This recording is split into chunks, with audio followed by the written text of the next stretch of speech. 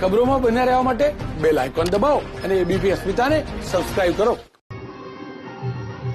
Statue of unity Sardar Patel के सामर्थ्य और समर्पण का सम्मान तो है ही, ये न्यू इंडिया के नए आत्मविश्वास की भी अभिव्यक्ति है.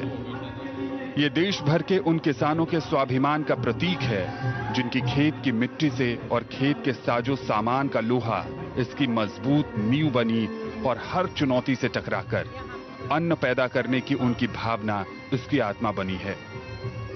ये ऊंचाई, ये बुलंदी युवाओं को प्रेरित करती है कि भविष्य का भारत आपकी आकांक्षाओं का है जो इतना ही विराट है. इन आकांक्षाओं का पूरा करने का सामर्थ्य और मंत्र सिर्फ एक ही है, एक भारत श्रेष्ठ भारत. और इस समय हमने देखा कि हेलीकॉप्टर से पुष्पांजलि अर्पित की जा रही है सरदार पटेल को.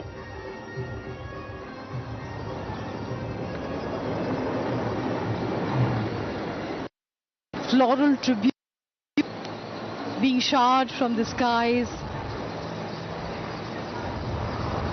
a dedication to the Iron Man of India, Sardar Vallabhbhai Patel. The Honorable Prime Minister has always looked upon Sardar Patel as his hero and has endeavored to bring the ideals to the forefront through various programs all over the country in which the youth of India participate. Sardar Patel has been given his due place in the national consciousness. The Statue of Unity symbolizes the national, spiritual, historical and academic values of the people of India.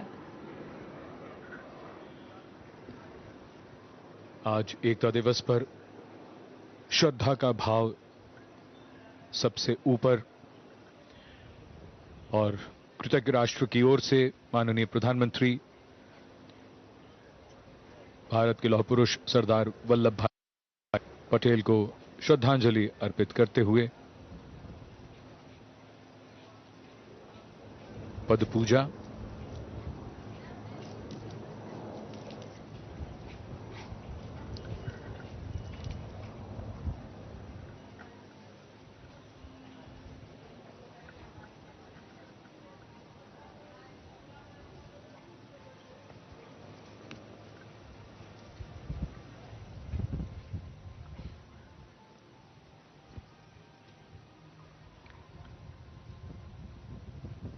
Corona महामारी के समय में हालात बदले हैं, लेकिन भारत मां के सच्चे सपूत को श्रद्धांजलि के लिए कृतज्ञ राष्ट्र की ओर से माननीय प्रधानमंत्री यहां उपस्थित. भारत मां के ऐसे सपूत जिनके व्यक्तित्व की दृढ़ता और इच्छा शक्ति के कारण देश और दुनिया उन्हें लौह पुरुष के नाम से जानती है. ऐसे विराट व्यक्तित्व की विराट प्रतिमा केवड़िया में, जहां प्रधानमंत्री श्री मोदी ने उन्हें श्रद्धांजलि अर्पित की.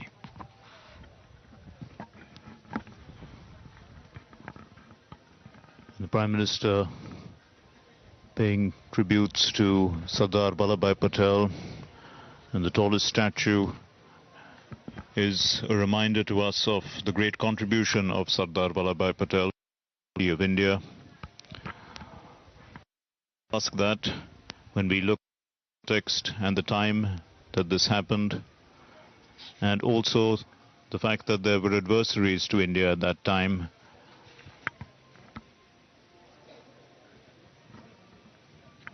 and in fact the members of parliament made it quite clear that the contribution of Sardar Vallabhbhai Patel was so great that many of them didn't quite understand what he was doing until it was finally achieved. He was called the Bismarck of India, and the wisdom of the Bismarck of India had been too much for them to understand, is what they had said, until it was finally achieved. And we are all the beneficiaries of that. India now a union of states with cooperative federalism, where the states and the union work together, and it works very well as what we see in diversity in our country, largely only of this task that was achieved of bringing together 560 plus princely states into the Union of India. To path of greatness, follow in the footsteps of the great men who have created these paths. Sardar Vallabhbhai Patel dedicated his life to create the freedom that inspires each one of us to move forth fearlessly and in faith.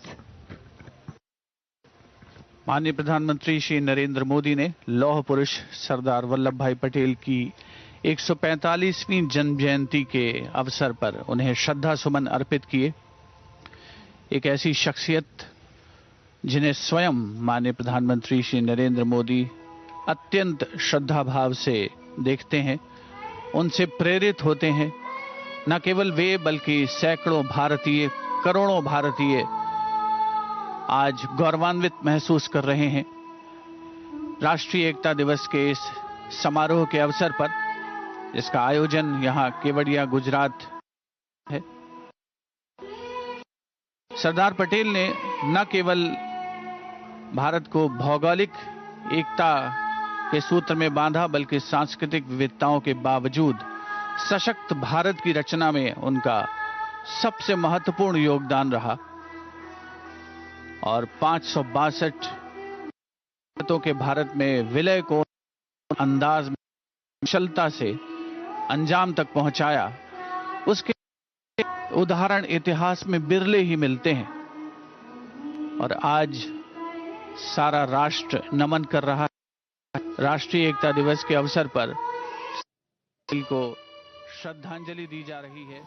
राष्ट्रीय एकता दिवस का मुख्य गुजरात की केवड़िया स्थित परिसर में statue of unity पर आयोजित हो रहा है वही सूरमा इस जग में जीवन में पूजा जाता है।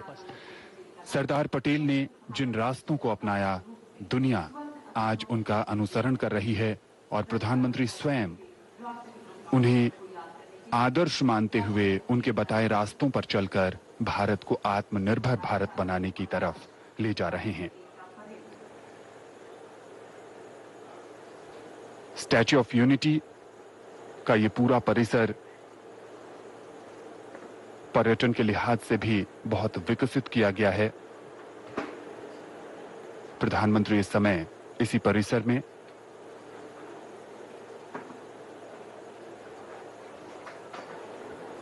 नमन कर रहे हैं, अपने आदर्श को नमन कर रहे हैं सरदार पटेल को। जिस तरह एक नदी अपने मार्ग में आने वाली तमाम बाधाओं को पार कर अपने लिए रास्ता बना ही लेती है, ठीक ऐसे ही विषम और मुश्किल परिस्थितियों के बीच अपने साहस, संकल्प और देश के लिए कुछ करने के जज्बे से वल्लभ भाई पटेल ने सरदार और लौह पुरुष जैसी महत्वपूर्ण उपलब्धियां हासिल की। दुनिया की सबसे ऊंची प्रतिमा स्टैच्यू ऑफ यूनिटी के माध्यम से उस विराट व्यक्तित्व को आज राष्ट्रीय एकता दिवस पर नमन करना अपने आप में अनुपम है।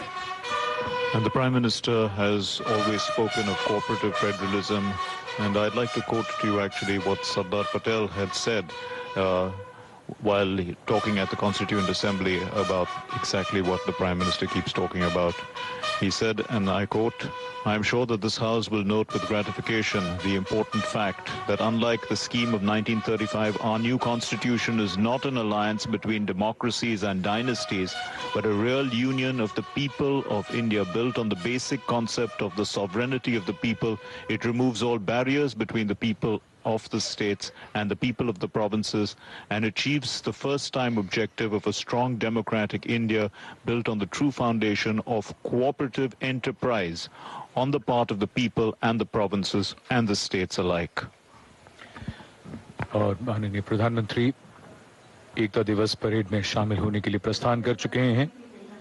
एकता दिवस परेड जिसमें सीआरपीएफ, आईटीबीपी, सीआईएसएफ और राष्ट्रीय सुरक्षा गार्ड एनएसजी के जवान शामिल होंगे।